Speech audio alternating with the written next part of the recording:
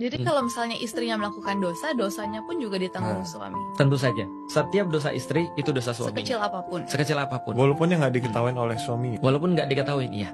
Karena gini ceritanya. Mas ketika lagi menyalamin bapaknya Mbak Niki, bapaknya kan bilang saya nikahkan anak saya Fulana binti Fulan kepada engkau dengan mas kawin sekian kan. Nah, terus ketika Mas bilang saya terima nikah dan kawinnya. Nah, itu ketika bilang itu Mas, itu semua kewajiban bapaknya pindah ke Mas. Dan semua hak bapaknya pindah ke Mas. Dengan tambahan, bapaknya nggak boleh ngelihat Mbak Niki tanpa busana. Mas boleh. Nah, itu tambahan hak daripada Mas sebagai seorang suami. Tapi semua kewajiban dan hak bapaknya itu pindah ke Mas semua. Berarti kalau sebelumnya Mbak Niki melakukan sesuatu yang salah, bapaknya yang kena. Setelah Mas nikahin, Mas yang kena. Jadi walaupun ada dosa yang dilakukan di belakang, misalnya kita nggak tahu dia sholat apa enggak gitu, berarti tetap suami Mas yang kena. menanggung dosanya juga. Iya, tapi kalau Mas Indra nggak sholat, Mbak nggak menanggung. Wow. Karena Mas yang berkewajiban untuk mendidik kan itu kan ya, sama kayak seorang orang tua yang mendidik anak-anaknya. Nah, itu di dalam Islam begitu. Karena memang kita diberikan tanggung jawab untuk itu. Jadi artinya kita diberikan seluruh tools untuk mendidik perempuan. Nggak fair dong kalau kita nggak mendapatkan extra responsibility kan gitu kan ya. Nah, itu di dalam Islam begitu. Jadi Tugas seorang suami atau istri adalah mengingatkan yang lainnya. Suami tugasnya adalah menasihati istri semaksimal mungkin. Makanya Allah mengatakan ku anfusakum wa ahlikum nara. Wahai orang beriman, jagalah diri kalian. Allah tidak titik, masih koma. Dan juga jagalah keluarga kalian dari neraka jahanam. Jadi suami bertugas untuk menasihati istri dan juga menasihati anak. Demikian juga Allah berfirman, wa'mur ahlaka bis-sholati wastabir 'alaiha. Perintahkanlah kepada keluargamu untuk salat dan bersabarlah untuk salat ya. Jadi memang suami punya tanggung jawab terhadap istri dan anak-anak. Bagaimana orang tua juga punya tanggung jawab terhadap anak-anak.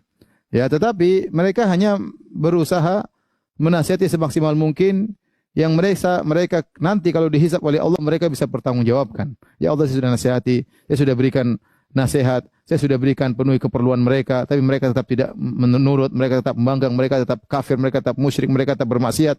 Kalau seorang sudah menyampaikan semaksimal mungkin dia dan ternyata keluarganya, istrinya tidak mendengar atau suami tidak mendengar, maka ya tidak jadi masalah, dia tidak akan diazab oleh Allah Subhanahu wa taala, tidak akan menanggung dosa orang lain. Wala taziru waziratu wizra ukhra. Seorang tidak akan menanggung dosa orang lain, ya, tidak akan menanggung dosa orang lain kecuali dia punya andil dalam timbulnya dosa tersebut. Itu baru dia bertanggung jawab, ya. Misalnya dia yang mengajari anaknya untuk bermusik-musikan, dia yang mengajari anaknya untuk kemudian ke bioskop, itu baru dia tanggung jawab. Apa kerusakan yang muncul akibat itu dia tanggung jawab, kecuali dia bertobat, menasihati anaknya. Tapi kalau dia sudah berusaha menasihati anaknya, dia ajak ke pengajian, kemudian dia beri ujangan-ujangan, anaknya tetap kafir, anaknya tetap bermaksiat, maka dia tidak menanggung dosa mereka. Lihatlah Nabi Nuh alaihissalam tidak menanggung dosa istrinya yang kafir dan tidak menanggung dosa anaknya yang kafir. Sebagaimana Nabi Lut tidak menanggung dosa istrinya yang kafir, ya. Ya karena sebagaimana Imra'atu Fir'aun, ya, istrinya Fir'aun tidak menanggung dosanya Fir'aun.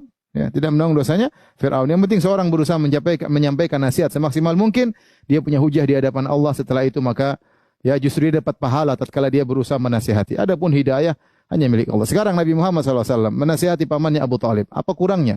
Abu Talib seperti bapaknya, seperti bapak keduanya. Abu Talib sangat sayang kepada Nabi, bahkan mungkin lebih daripada anak-anaknya yang lain. Nabi juga sangat sayang kepada dia. Sampai Allah mengatakan, innaka la tahdi man ahbabta. Kau tidak bisa beri petunjuk kepada orang yang kau cintai. Apa? Nabi sudah berusaha semaksimal mungkin. Bahkan menjelang meninggal Abu Talib, Nabi datang nasihat. Ternyata pamannya meninggal dalam kondisi kafir. Apakah Nabi berdosa? Jawabannya tidak. Justru Nabi dapat pahala.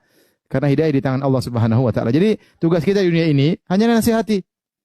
Hanyalah nasihati, nyampaikan semaksimal mungkin, diulang, kita berdoa kepada Allah. Kalau Allah tidak kasih hidayah, ya terserah Allah. Kalau dia ternyata brengsek, nakal, biadab, kafir, murtad, urusan dia dengan Allah Subhanahu wa taala. Tetapi kita yang penting menyampaikan nasihat sampai kita yakin saya sudah punya hujah di hadapan Allah. Adapun baru nasihat sekali, terserah ente mau kafir, enggak benar. Baru menyampaikan sekali nasihat kepada istri baru sekali dua kali, ya sudah ente neraka, enggak ada masalah, bukan urusan saya. Di sana masih banyak bidadari. Enggak, bukan begitu. Tapi seorang menyampaikan nasihat dengan berulang-ulang yang dia merasa ini sudah cukup bagi dia punya hujah di hadapan Allah Subhanahu wa taala. Wallahu taala alam bisawab.